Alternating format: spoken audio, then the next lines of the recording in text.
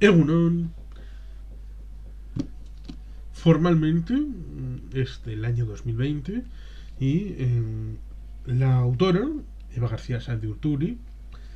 hace una introducción que está firmada el 1 de abril del año 2020, ya insertos en todas las circunstancias que en la segunda mitad del mes de marzo de 2020 nos sobrevinieron desde la lejana China. Pero dejando de lado ese escorpión que nos pisó y nos pinzó el cuerpo y nuestra realidad a todos, y que aún las consecuencias las estamos viviendo en este año 2021, en este segundo semestre, aunque con consecuencias atenuadas y con un proceso avanzado de vacunación. Pues digamos que conviene recordar este libro que ganó el premio Planeta de 2020 de la autora vitoriana, aunque afincada en Alicante, Eva García Sáenz de Urturi, que bueno, pues nos trajo la saga de los longevos, la de Viaje a Tahití, aquella, y por supuesto también la trilogía de la Ciudad Blanca, que la primera parte fue traducida al cine con infausto recuerdo, por lo menos para mí.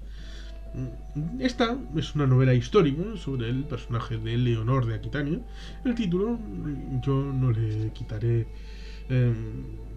las ganas de titularla Aquitania, pero no me parece muy ajustado,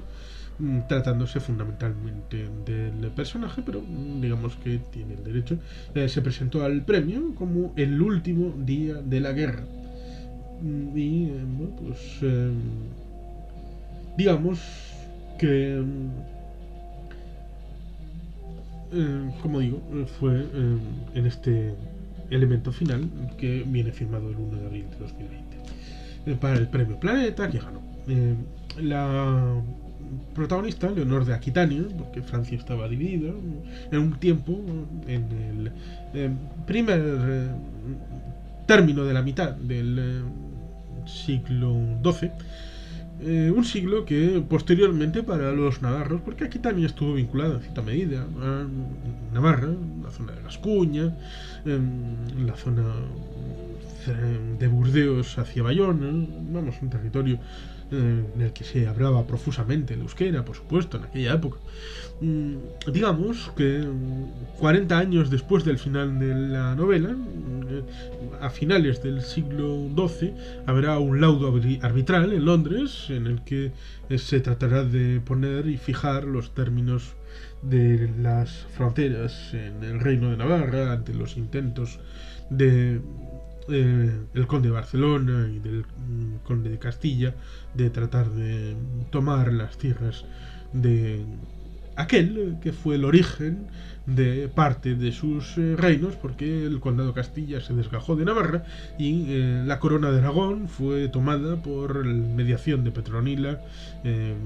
que se casó con Ramón Berenguer IV a los 9 meses de edad por poderes, aunque luego se conocerían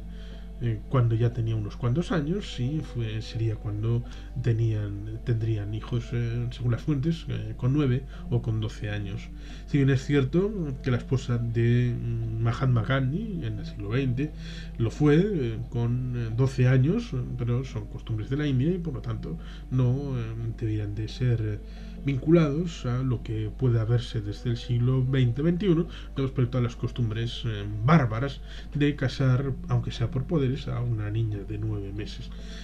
Supongo que se vendrá a decir que era algo que estaba establecido en aquella época y además no tiene relación directa con el ámbito de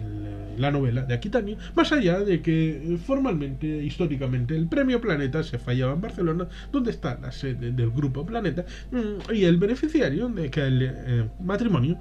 con Petronila de Aragón, hija de un cura que salió del monasterio solamente para tener una hija heredera, pues el beneficiario, Ramón Berenguer IV, era el conde de Barcelona.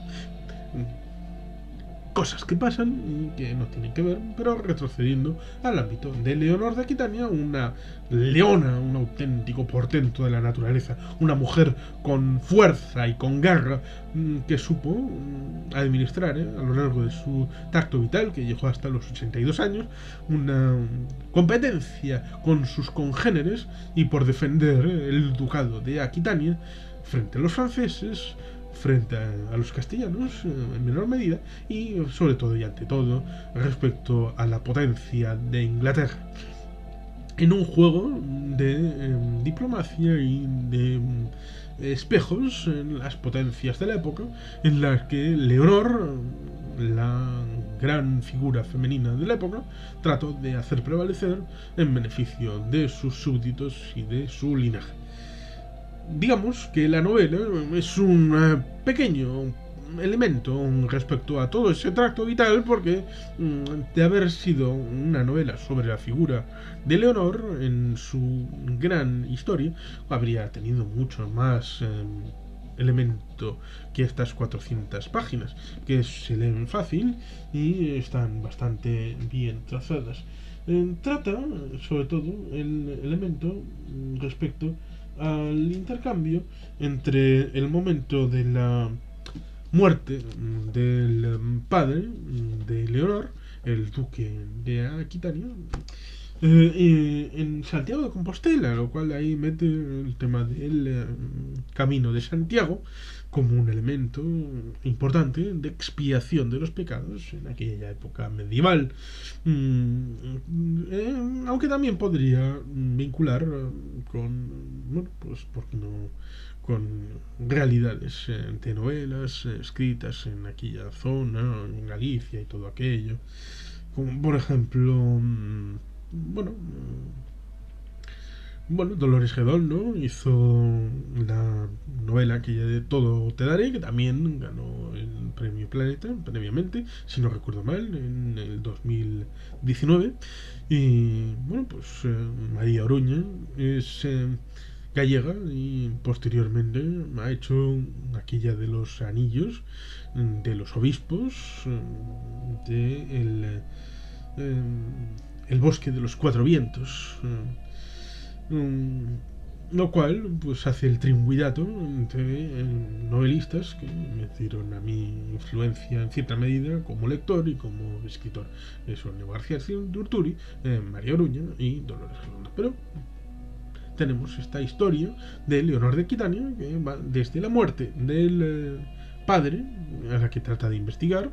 el tema del rey de Francia, de la dinastía de los Capeto, porque a veces olvidamos, con lo que sucedió a partir de 1789 en adelante, que Francia históricamente había sido dividida en Occitania, el francés que ahora hablamos, los que hablan francés, yo no lo hablo, pero es un idioma estático, es decir, en el presente los que hablan francés tienen más que ver con la lengua de Oil, que la lengua de Oc, que en Languedoc, la Occitania. Y se hablaba en la isla de Francia, que es sintomático, porque la isla de Francia se amplió para que Francia ocupara todo el hexágono. Dicen que durante la Revolución Francesa en 1789 solamente 1 de cada 3 ciudadanos del hexágono hablaban francés, es decir, 2 de cada 3 hablaban cualquier otra lengua, ya fuera occitano, euskera, bretón, catalán o alguna lengua que hablaran en el norte Paso de Calais, como alguna cercana al flamenco. Cosas que evidentemente seguro que se potencian en el siglo XII, mucho antes del 1789. Digamos que todas esas circunstancias de disgregación lingüística, territorial, de poder, el rey de Francia fundamentalmente tenía poder en la isla de Francia, pero luego en la Champaña, en la Borgoña, en Bretaña, en Normandía y por supuesto en Aquitania no tenía influencia directa y por eso era importante el tema del matrimonio para no solamente fusionar casas sino también fusionar territorios que eran una especie de condominios en propiedad de una casa determinada, ya fueran condes, ducados, señoríos, reinos, diversas clasificaciones del poder territorial. Pues así, de esa manera,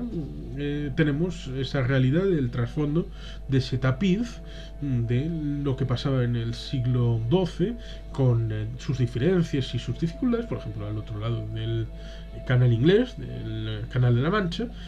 tenemos las consecuencias de la batalla de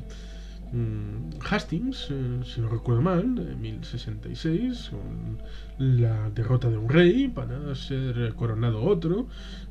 con una invasión, la invasión normanda, que convierte el sustrato de lo que luego sería el mundo anglosajón, de Britania, de la Britania moderna, de la época, moderna en el sentido de la época, porque estamos hablando de la época medieval. Claro, el asunto estriba en esas circunstancias del momento. Bueno, pues ahí tenemos, para el que lo quiera leer, Aquitania, Eva García Sandurturi, una novela que es recomendable, que la leyó primero Susana, que la adquirió y que la he leído recientemente y que es un buen fresco histórico. Y sin más, es que ricasco, agur bat, beti gelpean.